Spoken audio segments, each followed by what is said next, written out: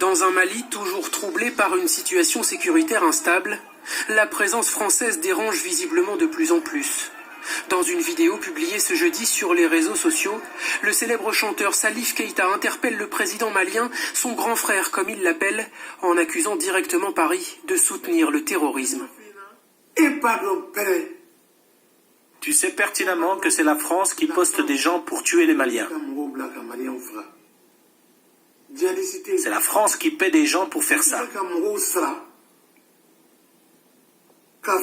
Pour ensuite faire courir des rumeurs disant qu'il s'agit de djihadistes.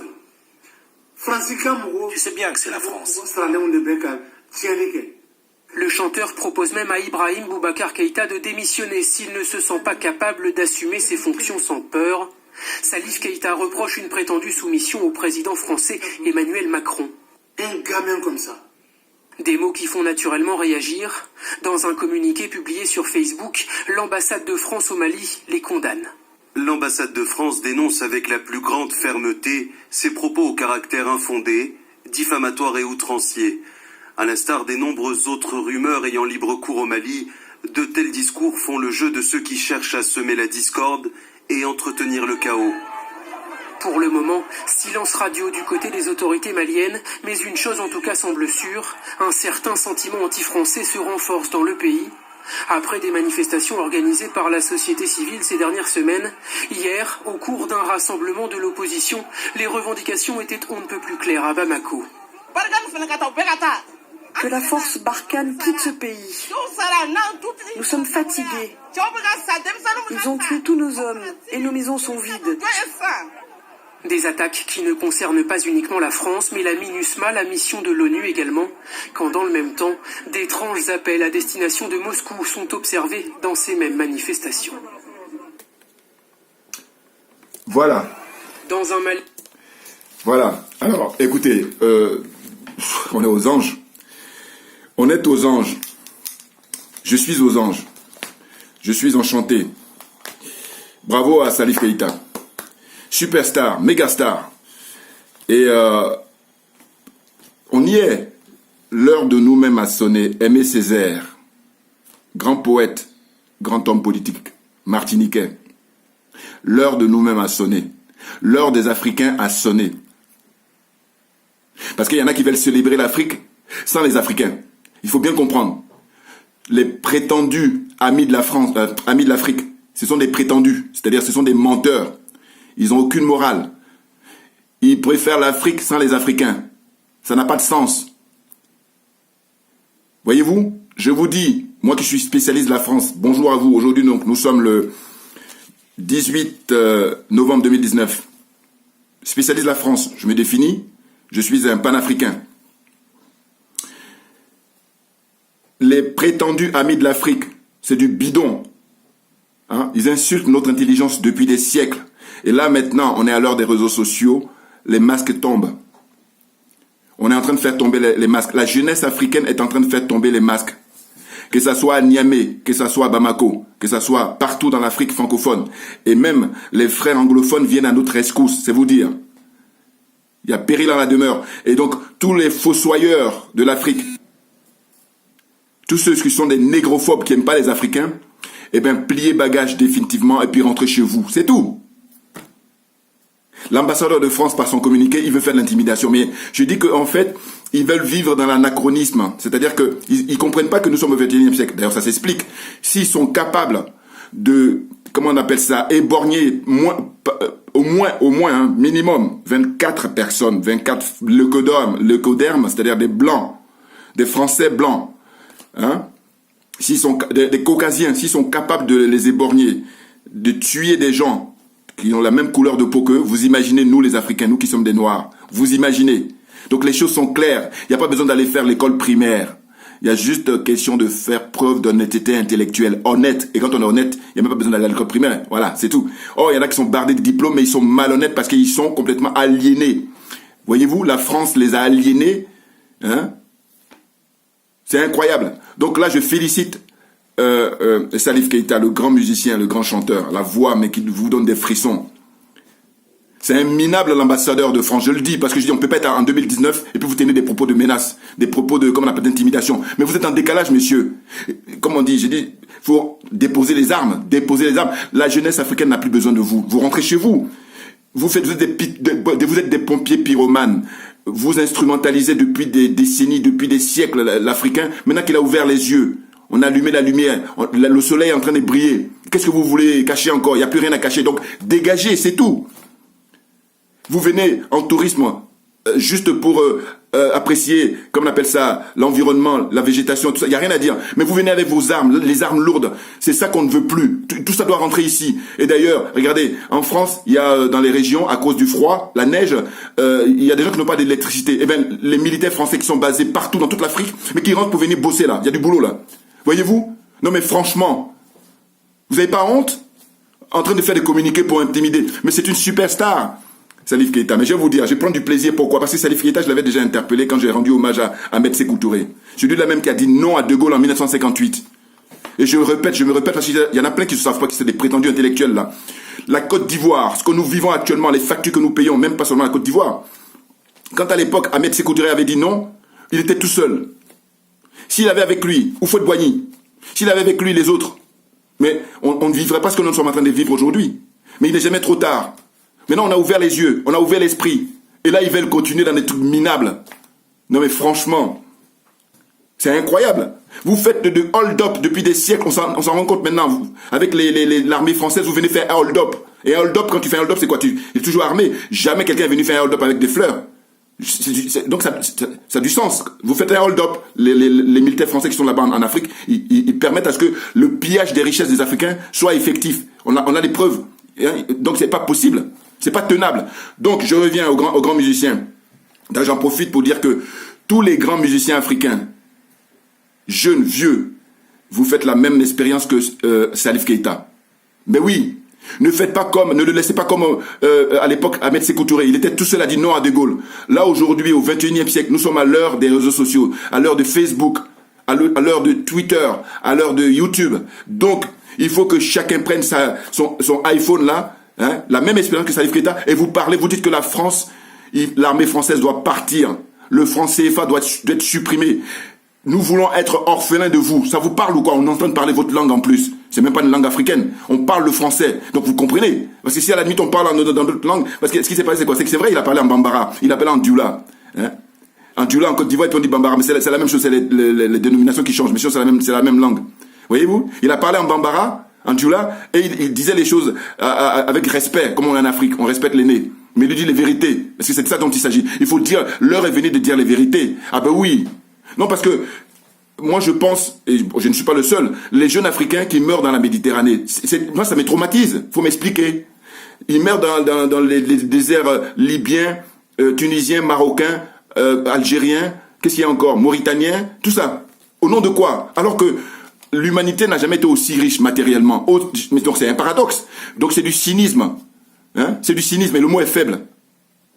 Vous êtes cruels, vous n'êtes pas des êtres humains. Moi, voilà, quand je sors mes vocabulaires, je ne suis pas très riche là-dessus, je termine par, vous n'êtes pas des humains. Voilà, parce que je crois que, une fois que tu as dit ça, je crois que la messe est dite. Voilà, que quelqu'un d'autre me trouve, moi je suis preneur, je suis preneur. Les choses sont claires. Voyez-vous? Donc, ce qui me réjouit quand je vous dis que je suis vraiment dans l'enthousiasme, c'est le fait que, mais évidemment, on n'est pas loin. C'est pour ça que je vous ai dit dans mes vidéos précédentes qu'ils sont en train de paniquer. Ben oui, parce que quand vous escroquez quelqu'un qui ne s'en rend pas compte, vous êtes content, vous vous frottez les mains. Mais après du moment la personne se rend compte, mais évidemment que vous êtes en panique puisque vous ne lui faites pas quelque chose de bien. Parce que quand tu fais quelque chose de bien à quelqu'un qui s'en rend compte, mais au contraire, tu bombes le torse en disant voilà. Et lui-même, il va venir te porter parce que tu lui as fait du bien. Or, c'est pas le cas, c'est le contraire. La France a fait du mal à l'Afrique depuis des siècles. Maintenant, on s'est rendu compte maintenant, mais il faut lâcher l'affaire. Lâcher l'affaire. Les Italiens vous l'ont dit. Avant les Italiens, les Allemands vous l'ont dit. Mais qu'est-ce qu'il vous faut d'autre? Hein? L'ambassadrice du Zimbabwe vous l'a dit. Qu'est-ce qu'il y a encore? Voilà. Et quand elle a dit, on a enlevé son mandat par Idriss Déby, des vendus. Tout cela, ils doivent dégager. 2020, je vous dis, ça doit passer ou ça casse. Ça passe ou ça casse. Nous n'avons plus le choix parce que nous nous en sommes rendus compte. C'est de ça dont il s'agit. Quand on n'est pas au courant, il y a une circonstance atténuante. Mais quand on est au courant, c'est criminel que de ne rien faire. J'en appelle à Manu Dibango. Voilà, superstar. Hein? Dieu seul sait si parmi les artistes africains vivants aujourd'hui, si c'est le plus connu. Il est même plus connu que Salif Keïta, je crois. Donc, Manu Dibango, s'il vous plaît, messieurs, prenez la parole. La même démarche que, le frère Salif Keïta. Hein? La même démarche. Si vous pouvez faire plus, je suis preneur, mais à défaut de faire plus, faites la même chose. Vous dénoncez le fait que la France est à l'origine des malheurs de l'Afrique depuis des siècles, et que ça suffit, et que les dirigeants doivent partir, parce qu'ils sont pas capables. Qu'on ne vienne pas nous dire, oui, mais il faut les comprendre. On n'a pas à les comprendre. Il y a plein de métiers à faire, qu'ils aillent faire autre chose, qu'ils laissent la place à la jeunesse qui est prête à se sacrifier. Parce que celui qui dit qu'il aime l'Afrique, il faut qu'il soit prêt à se sacrifier pour l'Afrique. Sinon, ça n'a pas de sens. Mais oui, que ces gens-là laissent la place aux patriotes, aux gens qui sont prêts à mourir pour le continent, pour l'Afrique. C'est de ça dont il s'agit. Sinon, tout le reste, c'est du baratin. De dire, on n'a pas à les comprendre. D'ailleurs, j'ai écouté un petit peu là, et dans ses explications un peu, il disait, il faut que la jeunesse africaine, il faut que le peuple africain soutienne ses dirigeants. Mais moi, c'est là où je suis trop content de mon bon sens. Parce que je dis quoi? Je dis, mais il y a une condition pour les soutenir, encore faut-il qu'ils soient intègres. Ah ben oui, parce que il est hors de question que ces gens-là, et puis leur entourage, ils passent leur temps à se bourrer, à se goinfrer. L'argent, la richesse du pays, la richesse du peuple. Ils se goinfrent avec ça, ils sont hors sol, ils ont même plus les pieds sur terre. Et puis, on va demander au peuple de les soutenir. Il est hors de question. Donc, ceux qui doivent être soutenus, ils doivent le mériter. Mais c'est évident, c'est du bon sens. C'est du bon sens. Voyez-vous? Donc, il faut savoir une chose, historiquement. Salif Keïta, en fait, il a été adopté par Ahmed Sékou Touré. C'est là l'ironie de l'histoire. Eh oui, parce qu'à l'époque, on est en 2019, mais figurez-vous que même aujourd'hui, malheureusement, par obscurantisme, les gens ils font des sacrifices avec les albinos. Enfin bon, là aussi pareil, la responsabilité incombe aux dirigeants africains, ceux qui ont le pouvoir depuis 1960. Moi, les choses sont claires. Hein. Je dis, je n'ai que du respect que les pères qui ont été assassinés, les pères d'indépendance. Voilà, parce que eux, pourquoi les Français les ont-ils assassinés? Le dernier en date, les derniers, c'est le colonel Kadhafi. Et dans une moindre mesure, c'est Laurent Gbagbo qui se retrouve à ces pays. Dans une moindre mesure. On insulte notre intelligence. Mais les prétendus intellectuels, vous êtes des corrompus moralement dans un premier temps, et puis matériellement. Et ça, c'est écœurant. Et vous êtes criminels même que ceux qui nous font du mal. Pourquoi? Parce que je dis, pour que l'esclavage ait pu durer 400 ans ou 500 ans, mais c'est parce que il y a des Noirs qui croyaient pas à leur liberté. Et on est dans cette situation aujourd'hui au XXIe siècle. Tous ceux qui ne disent rien, on dit qu'il ne dit rien qu'on sent. C'est-à-dire vous êtes d'accord le fait de ne rien dire. Et donc pour moi c'est beaucoup plus criminel même que celui qui donne l'ordre. Mais bien entendu, et en plus je dis, on a une époque où, encore à la rigueur, à l'époque pendant les 400 ans d'esclavage, mais il n'y avait pas d'Africains qui étaient aussi riches, qui avaient aussi un pouvoir médiatique, un pouvoir économique. Il n'y en avait pas. Donc j'essaie d'avoir une certaine indulgence dans la réflexion. Mais là aujourd'hui, il n'y a aucune excuse, puisque qu'est-ce qu'il vous faut de plus? Salif Keïta d'ailleurs, j'ai suivi pas mal d'interviews de lui. Il dit, là, ces dernières années, ça fait au moins 4 ans qu'il dit, il va arrêter, il va aller à la retraite pour aller rester comme tout le monde, comme un des mortels, pour vivre ses derniers jours. Mais simplement, les majors, là, ils sont en train parce que tout le monde trouve à manger, hein. Non, mais écoutez, c'est un Africain. Mais oui, hein, vous avez aucune morale, aucune humanité. C'est de ça dont il s'agit. Donc, lâchez-le, il va vivre ses derniers jours en paix. Quand je dis, il n'est pas malade du tout, mais c'est simplement que il a fait le tour. Il n'a plus rien à prouver. Voilà. Et puis, il vous a suffisamment donné à manger. Et puis d'ailleurs, il y a, comment on appelle ça, la musique va tourner éternellement tant qu'il aura des êtres humains sur Terre. Donc la question ne se pose même pas. Donc lâchez-le tranquille, qu'il aille prendre sa retraite comme il a envie. N'importe quoi. Faire de l'intimidation. Alors là, je vais vous dire, ça devient intéressant, parce qu'on vise dans le mille. Qui est-ce qui a encore été Nathalie Yamb, l'ivoirienne. Elle s'est exprimée en Russie, et qu'est-ce qu'ils ont fait? La France l'a fiché S. Voyez-vous? Mais qu'est-ce que ça veut dire? Fichier S, normalement, c'est réservé, nous a-t-on dit, aux terroristes. Mais si maintenant, on met des gens qui sont des intellectuels, qui sont des politiques, on les met dans le fichier S, mais c'est pas nouveau, hein, mais là, ce que moi j'ai dit, la lumière est en train d'allumer, et puis j'ai dit la sœur Yamb, la sœur Nathalie Yamb, elle a mis les pleins phares.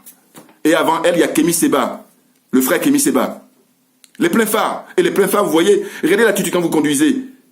Les animaux qui traversent là, ou même un être humain. Mais je veux dire que parce que c'est pas agréable. Et on est dans cette situation-là. En fait, l'oligarchie française, ils flippent. Ils ont la frousse, ils ont la trouille. Et puis là, ils veulent faire n'importe quoi. Non, pliez bagages. La France, ici, les gens ont besoin de travail. Donnez-leur du boulot. Hein? Les gens ont besoin d'être sécurisés. Sécurisez-les. Foutez la paix aux Africains. Qu'est-ce que c'est que ces gens-là qui disent qu'ils aiment l'Africain que lui-même? Vous êtes des malades. Ça commence à bien faire. Dégagez de l'Afrique, c'est tout. On va vous le dire dans quelle langue. On parle à votre langue en plus. Donc j'en appelle à Alpha Blondy. Pareil, vous faites les mêmes exercices que Salif Keïta. J'en appelle à Tikenja. Tikenja, je dis, toi et Alpha Blondy, vous avez chanté depuis des années. Je vais être un peu, permettez-moi, je vais être vulgaire. Permettez-moi, je m'excuse. Vos chansons Alpha Blondy et Tikenja, vous avez pendant des dizaines d'années conscientisé la jeunesse africaine. J'y inclus aussi Awadi, dans une moindre mesure, parce qu'il n'a pas la même notoriété que Tikenja et Alpha Blondy surtout. Eh bien, je dis, c'est un peu comme, vous allez exciter une femme ou exciter quelqu'un, mais maintenant, il va falloir jouir. Hein? Donc, voilà, je me permets ça parce que ça me fatigue de dire, qu'est-ce que ces gens sont témoins du mal qu'on nous fait, et puis là, ils participent par leur, comment on appelle ça? Ils jouent double jeu, triple jeu, combien de jeux encore? Non, il faut jouer le jeu du peuple. Et donc, je dis, pour que vous rentrez dans l'histoire, là, pareil, moi, je parle dans l'histoire, c'est tout un symbole. C'est de financer toute la jeunesse africaine. Vous avez de l'argent que vous avez gagné maintenant. Je dis, ceux qui sont les plus généreux, vous donnez le maximum. Et ceux qui ne sont pas généreux, bon, donnez au moins la moitié. Mais oui, parce que on traverse l'histoire, on est tu vois, dans le vécu que nous avons, on a des passages. Donc, qu'est-ce que vous voulez qu'on retienne? On a les preuves, hein, on a les images, on a le son, on a tout. Donc, on a les preuves. Et puis, vos descendants, vos enfants, vos arrière-petits-enfants, on va pouvoir le sortir pour savoir qui a fait quoi, qui a pris des risques. Parce que c'est de ça dont il s'agit. Parce que la plupart du temps, vous avez peur de prendre des risques. Mais c'est trop facile. C'est trop facile parce qu'on ne peut pas laisser faire mourir des jeunes Africains, hein. La jeunesse africaine mourir dans le désert, mourir dans la Méditerranée. Et puis, quel regard ont les autres? Quel regard ont les Chinois sur nous? Quel regard ont les Arabes sur nous? Quel regard ont les Européens? Alors là, eux, n'en parlons pas. Quel regard ont les Américains sur nous? L'Amérique latine. Hein? Les Indiens, quel regard ils ont sur nous? Parce que ce qu'on observe, c'est que ce sont les Africains, aujourd'hui, paradoxalement, qui sont les plus riches au monde par rapport à la dotation de la nature, de notre sous-sol, de nous-mêmes, pas seulement le sous-sol, tout l'environnement, le continent africain. Mais paradoxalement, on est ceux qui paient le plus fort tribut par la pauvreté, la misère, le manque d'éducation, la totale, quoi, la totale. Comment vous expliquez ça, les prétendus intellectuels? Les prétendus intellectuels. Donc, j'en appelle à tout ce monde-là, faites le même exercice que Salif Keita. Je vais terminer sur Salif Keita. En fait, ce que je voulais dire, c'est qu'il a été adopté donc à l'époque par Ahmed Sékou Touré, le grand monsieur, le grand révolutionnaire. Pourquoi? Parce qu'en tant qu'albinos, il a été rejeté par sa famille. Et du coup, il se retrouvait dans les marchés, hein, au Mali, sur les marchés pour s'endormir, le pauvre. Et il a été adopté par Ahmed Sékou Touré, et il a fait une chanson. Vous pouvez maintenant l'écouter. Pour des raisons de droit, j'ai pas envie de le balancer, mais le titre s'appelle Mandjou. Mais Mandjou de Salif Keita, c'est une spéciale dédicace à Ahmed Sékou Touré. C'est pour ça que je vous dis, c'est génial. Voilà, bois le verre. Bois un verre d'eau à la santé de Salif Keita, naturellement, à notre santé. Parce que ce qu'on veut, c'est l'humanité, c'est rien d'autre. Mais ces gens-là, c'est leur demander la lune, parce qu'ils n'ont aucune morale. Voyez-vous? Qui encore? Koffi Olomide, Werason. Là, au moment où je fais cette vidéo, je n'ai pas le nom de tout le monde parce que j'ai oublié. Mais tous les artistes africains, là, parce que vous diffusez cette vidéo-là au maximum, hein, que ça puisse atteindre un maximum de gens. Parce qu'aujourd'hui, il n'y a aucune excuse. Parce que je dis, quand naturellement tu ne sais pas, on peut comprendre. Mais quand tu sais, pourquoi tu fais rien? Surtout quand tu as les moyens. Si ces gens-là ont les moyens. Je dis pas seulement financiers, ils ont des moyens médiatiques. Donc vous prenez le micro, vous prenez même vos propres téléphones, vous balancez sur YouTube. Regardez-moi là, je suis un citoyen ordinaire. Maintenant, c'est vrai que j'ai ça en moi, c'est-à-dire être libre. Parce que c'est ça aussi, hein, l'état d'esprit. Eh oui. Donc c'est pour ça que quand ça se passe naturellement. Maintenant, quand vous n'avez pas cette capacité-là, mais il faut faire confiance, il faut donner, il faut aider ceux qui ont la capacité. Parce que la nature a doté chacun de nous, je dis, tout le monde a du génie. Tout le monde. Il n'y a pas un qui n'a pas de génie. Le seul truc, c'est évidemment, c'est pas dans les mêmes domaines. Et c'est la raison pour laquelle, quand on découvre le génie de quelqu'un dans les domaines qu'il fait bien, il faut l'encourager, il faut l'aider. C'est comme ça que ça se passe. Voyez-vous? Il y a qui encore? Ismaëlo. J'ai cité tout à l'heure Awadi. Les artistes sénégalais, eux, je les cite pour dire que soutenez Ousmane Sonko. Parce que c'est ce qu'il faut voir. Pour 2020, pour les années qui viennent, il faudrait que tous ceux qui veulent prendre le mandat de président de la République dans les différents pays, il faut que ce soit des gens qui vont signer. C'est-à-dire, ils vont écrire, mais de manière à ce que, un mois après, s'ils veulent faire le malin, ils dégagent. J'ai même pas un an. Pourquoi? Parce que on a connu déjà l'expérience, donc on va pas encore se laisser avoir. C'est de ça dont il s'agit. Donc je dis, vous là, tous les artistes sénégalais là, connus ou pas connus, vous soutenez Ousmane Sonko pour que c'est du sang. Sinon vous êtes dans la corruption et vous êtes très dangereux parce que vous participez au mal qu'on nous fait. Il y a qui encore? Oumou Sangaré, hein, Fatimata, la jeune Fatimata Diawara. Pareil, vous faites le même exercice que Salif Keita. Vous prenez votre iPhone, mais l'heure est grave. Qu'est-ce qu'il vous faut de plus? On regarde notre journaux, on ouvre les journaux, on nous humilie, on nous considère pas. Le code noir, qu'est-ce qu'il y a encore? Le pacte du colonialisme. Plein de trucs comme ça. Et puis, eux, ils sont dans une prétention, ils sont dans une arrogance.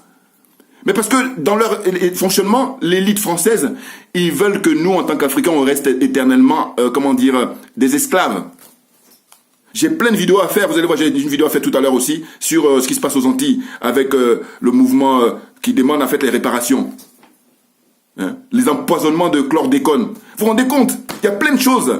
Au peuple noir, on nous fait du mal. Mais qu'est-ce qu'il vous faut de plus? Les corrompus là, vous êtes les corrompus, vous êtes des aliénés. C'est fatigant. On va vous le dire, hein. Alors là, punaise, mais ce n'est que le début. Il faut le savoir, ça. Ce n'est que le début. Mais parce qu'on est dans la vérité. Et la vérité est révolutionnaire. Dixit, Thomas Sankara. Voyez-vous? Donc les choses sont claires. En fait, on est en train de monter crescendo, mais en réalité, comme on est dans un pays qui, pour moi, est disqualifié, hein, la France n'est pas un pays démocratique, ça serait. Sinon, les Gilets jaunes peuvent pas manifester depuis 1 an avec le nombre de morts, le nombre d'éborgnés, le nombre d'arrestations arbitraires. Ce pays, je vous dis, ça fait une dizaine d'années où je dis c'est des magiciens. Parce qu'un magicien, vous voyez, il fait des tours, ils font des tours. Sauf que, quand tu es tout petit, tu ne te rends pas trop compte. Mais quand tu es adulte, tu sais qu'il fait des tours. Donc c'est notre cas. Donc on a compris. Donc on arrête tout. On arrête tout et immédiatement, parce qu'il y a des dégâts. Parce que quand le magicien il fait des choses, bon, à la limite on tolère parce qu'il n'y a pas de dégâts, il n'y a pas de, voilà, c'est appréciable. Mais là, les rapports entre la France et l'Afrique, on est dans une situation de dégâts humains. C'est le pire. Le fait que des êtres humains soient réduits à l'état animal, même les animaux, on les considère. Voyez-vous? Parce qu'ils vont donner beaucoup d'argent pour les animaux, et des fois même tu te dis, mais ils sont où ces gens-là? Ils vont donner beaucoup moins d'argent pour l'être humain. À la limite, quand il pleut, quand l'être humain meurt, ils sont indifférents. Et quand c'est un petit animal, n'importe quoi. Vous savez, vous êtes hors sol. Vous êtes des inhumains. C'est tout ce que je peux dire. Vous n'avez pas de morale. Et vous faites simplement que du bluff. C'est-à-dire que vous passez votre temps à blablater, à raconter la rhétorique. C'est-à-dire mais embrouiller les gens. Hein. C'est pour ça que je parle de magicien. Ben oui. Mais là, on s'est réveillé. On a compris maintenant. Donc, stop. Game over. C'est terminé. Le jeu est terminé. On va passer aux choses sérieuses maintenant. Ce dont il s'agit, c'est que les richesses de l'Afrique, mais reviennent aux Africains. Parce que vous, quand vous vous réunissez dans vos réunions là, G5, G8, mais vous parlez de quoi? Vous parlez de vos intérêts? Hein? Bien entendu. L'OTAN, vous parlez de vos intérêts? Et pourquoi l'Africain, il serait interdit, lui, de parler de ses intérêts? C'est inadmissible. Et j'ai toujours pensé, j'ai dit, tous les frères de la diaspora, que ce soit un noir qui est en Haïti, qui est en Colombie, qui est au Brésil, qui est ou encore en Martinique, en Guadeloupe, en Guyane, tous les noirs qui sont dans le monde entier, ils souffrent parce que l'Afrique, la mer, elle souffre. Ça encore pareil, c'est mon bon sens. Parce que je dis, si vous prenez dans un raisonnement simple, votre maman qui vous donne le sein, si elle est bien portante, vous allez être en pleine forme. Alors que si elle n'est pas bien portante, c'est le cas depuis des siècles. C'est pour ça que tous les Noirs à travers le monde entier souffrent. Donc, le combat que nous avons là, mais il est ultime et nous n'avons pas le choix. Voilà. Comprenne qui veut. Comprenne qui veut.